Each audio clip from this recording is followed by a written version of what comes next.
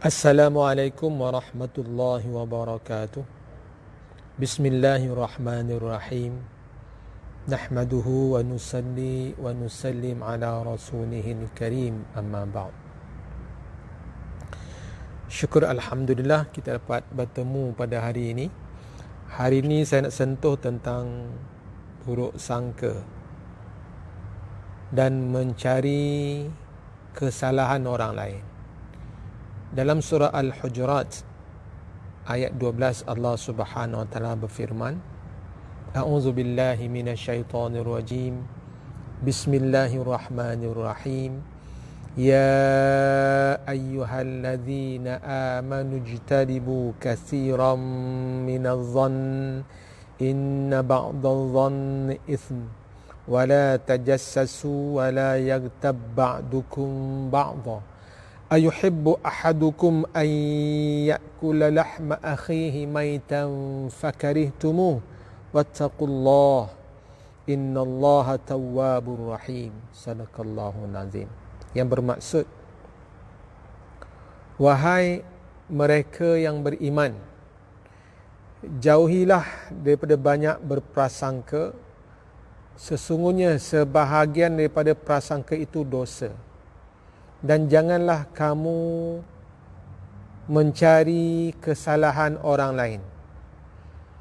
Dan jangan kamu mengejek, dan janganlah sebagian dari kamu mengejek sebagian lain. Apakah kamu suka untuk makan daging saudara kamu yang telah mati? Pasti itu menjijikkan. Oleh itu bertakwalah kepada Allah Subhanahu wa taala. Sesungguhnya Allah Subhanahu wa taala Maha menerima taubat lagi Maha penyayang. Hari ini saya tidak mau tafsirkan ayat ini, cuma nak buat contoh saja. Saya buat contoh di mana kesilapan yang saya telah lakukan. Pada satu ketika pada tahun 89 saya berada di Jannah Allah Subhanahu wa taala. Saya berada di Pakistan. Ada dalam jemaah saya satu orang yang badan dia agak besar, orang kata gemuk lah. Selalu saya lihat dia itu dekat-dekat subuh baru bangun. Timbul dalam fikiran saya, dia ni bangun tahajud ke tidak? Tengok badan besar macam itu, makan banyak, saya bersangka ini kuat makan mesti kuat tidur. Ini bahaya. Sebab apa? Allah Subhanahu wa taala larang. Satu, berprasangka yang baik. Yang kedua, Allah Subhanahu wa taala bagi tahu, wala taqfu ma laisa laka bihi ilm innas sam'a wal basar wal fuada kullu ulaika kanu anhu mas'ula. Sesungguhnya sam'a, pendengaran, dan penglihatan dan hati nurani di akhirat nanti akan dipersoalkan oleh Allah Subhanahu wa taala. Berhari-hari saya tengok dia macam itu. Agaknya Allah Subhanahu wa taala sayang dengan saya. Satu ketika saya bangun tahajud lebih awal dari itu. Lebih awal. Pukul 1, pukul 2. Saya bangun, tengok-tengok rupa-rupanya budak tu tahajud lebih awal dari saya. Saya tahajud pukul 3. Di sana dia masa musim sejuk, dia cepat sikit dia punya subuh. Dia lebih awal dari saya. Patutlah tak nampak. Maka tuan-tuan yang mulia, saya bertaubat kepada Allah Subhanahu wa taala dan minta maaf pada dia kerana bersangkaan baik, kerana bersangkaan buruk. Jadi tuan-tuan yang mulia, itu pentingnya kita bersangkaan baik. Kerana kita tak tahu. Jangan cepat membuat satu penilaian. Kadang-kadang silap. Wala taqfu ma laisa laka bihi ilm. Jangan kamu mengikuti satu perkara yang kamu tidak tahu. Ceritanya macam mana sebenarnya, kita tak tahu. Ini bersangka buruk dengan apa? Dengan seseorang. Bila kita bersangka buruk, maka kita akan tajassus, mencari-cari kesalahan. Bila kita mencari kesalahan, maka kita mengumpat, mengejek dan sebagainya. Oleh sebab itu, mencari bersangkaan buruk, bersangkaan dengan seseorang, itu permulaan datangnya mencari keburukan, mengumpat dan memfitnah. Jadi tuan-tuan yang mulia, ini pengajaran bagi saya. Dan kita hendaklah bersangka baik dan juga bersangka baik dengan Allah Subhanahu Wa Taala. Ada satu cerita tuan-tuan yang mulia. Saya pergi buat ziarah dekat Batang Kali inilah. Tuan-tuan yang mulia, lepas doa kita bergerak, nampak satu kumpulan budak lelaki, remaja lelaki bermotor lepak satu tempat. Tuan-tuan yang mulia, kalau kita lihat keadaan mereka ni, Masya Allah, kita tengok mana ada harapan. Bila saya datang, tuan-tuan yang mulia, semua start motor, semua lari. Kecuali seorang, tuan-tuan yang mulia, start tak berjaya di start. Mungkin motornya motor yang lama, tak boleh nak start. Jadi mangsa saya lah. Tapi tuan-tuan yang mulia, saya jumpa dengan dia, rambut dia merah. Kita lihat orang rambut merah ni macam tak ada harapan. Jangan. Bila saya cakap dengan dia, dengan lemah lembut, cakap tentang iman, tentang amal, persiapan kehidupan akhirat, saya ajak dia pergi masjid. Tuan-tuan yang mulia, terus dia datang.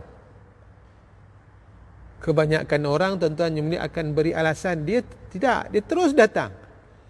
Pergi ke masjid, duduk dalam majlis, fikir atas iman dan amal.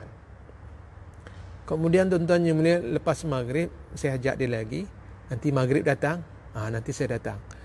Dia balik, tuan-tuan yang mulia, lepas tu dia datang balik. Lepas maghrib berjemaah dia datang. Tuan-tuan yang mulia, ya Allah, ya Tuhan, kita rasa dia tak ada, orang kata tak ada peluang. Macam orang kata ini tak ada peluang hidayat. Tapi tuan-tuan yang mulia, Allah Subhanahu Wa Taala yang bagi hidayat siapa dia nak. Datang dia. Kemudian tuan-tuan yang mulia, sekarang ni, saya rahsiakanlah siapa orangnya. Dia istiqamah datang masjid. Dia istiqamah untuk sembahyang berjemaah.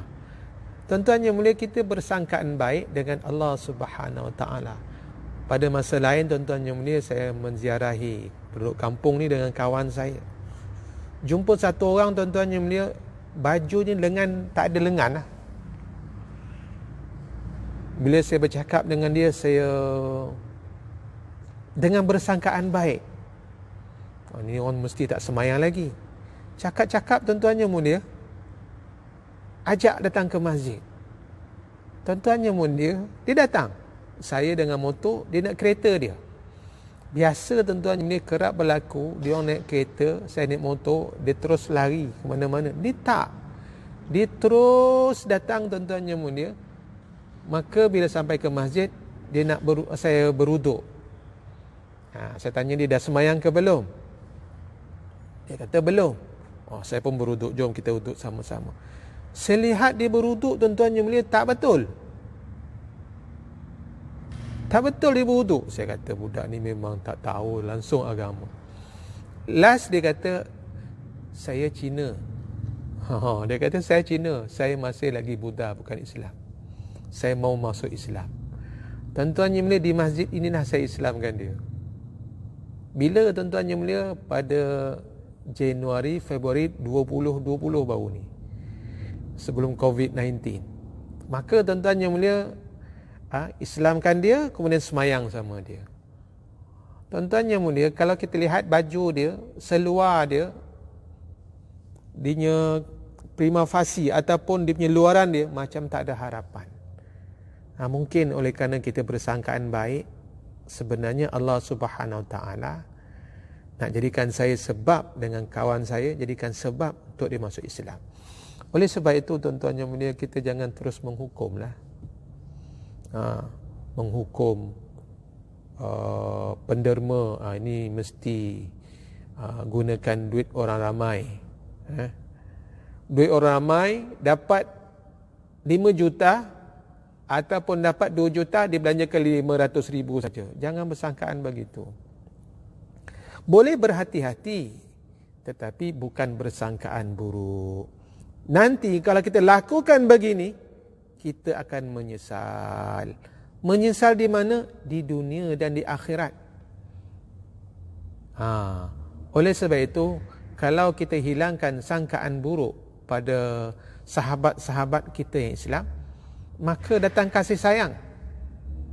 Sebenarnya kasih sayang ini satu nikmat. Satu nikmat dari Allah Subhanahu Wa Taala. Bersangkaan buruk ni satu bala dari Allah Subhanahu Wa Taala. Kerana jiwa kita tidak akan tenteram dengan orang lain. Kita bila bersangkaan buruk, kita akan mencari, tajassus, akan mencari kesilapan, kesalahan dia, dan kita nak malukan dia. Orang ni cepat darah tinggi, orang ni mudah kecil manis, orang ni mudah untuk sakit jantung. Sebab apa?